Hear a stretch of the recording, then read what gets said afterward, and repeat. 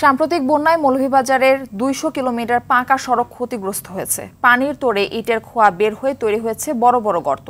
এতে চরম দুর্ভোগ পোহাতে হচ্ছে স্থানীয়দের। রাস্তাগুলো মেরামত করতে ১৫০ কোটি টাকা লাগবে বলে জানিয়েছেন এলজিইডি। মৌলভীবাজারের স্টাফ রিপোর্টার চৌধুরী ভাস্কর হোমের প্রতিবেদন জানাচ্ছেন নুসরাত জাহান সিনথি।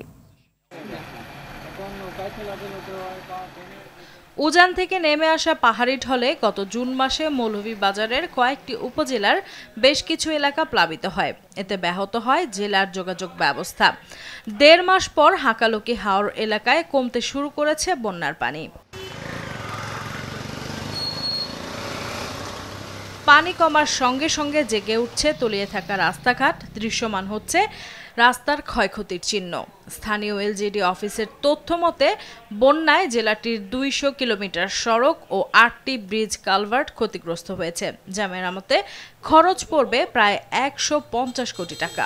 আমরা রাস্তা লাগে প্রচুর দুর্ভোগ করি, ড্রেনের প্রচুর সমস্যা আছে, ময়লা জমি যায়, পানি নিঃসারের ব্যবস্থা নাই, পানি গেলাম তো পারে না। অনেক মানুষের প্রায় ৮ আনা ১০ আনা মানুষের প্রচুর অনেক কষ্ট হয়েছে, কষ্ট রোপণ বন্ধ হয়।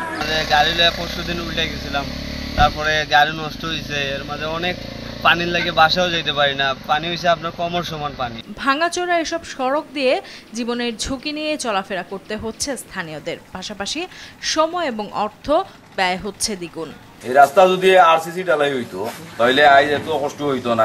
২০২২ যখন বন্যা হয় তখন তাই আমরা কষ্ট করলাম, এখন ২৪ আবার বন্যা। আমরা অনুরোধ থাকবো প্রধানমন্ত্রী জননেত্রী শেখ হাসিনার কাছে এই বানটা, এই বেরি বানটা আমাদের খাটাইবার ব্যবস্থা করুন। ক্ষতিগ্রস্ত সড়ক মেরামত করতে কয়েক বছর সময় লাগবে বলে জানিয়েছেন এলজিডির নির্বাহী প্রকৌশলী। ফাইনালি অ্যাসেসমেন্ট করে এই ক্ষতির পরিমাণটা নির্ধারণ করে পরবর্তী এটা মেরামতের জন্য আমরা হেডকোয়ার্টার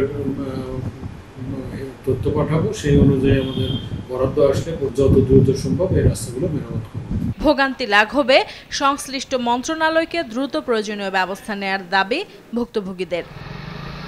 নুসরাত জাহান সিনথি, RTV।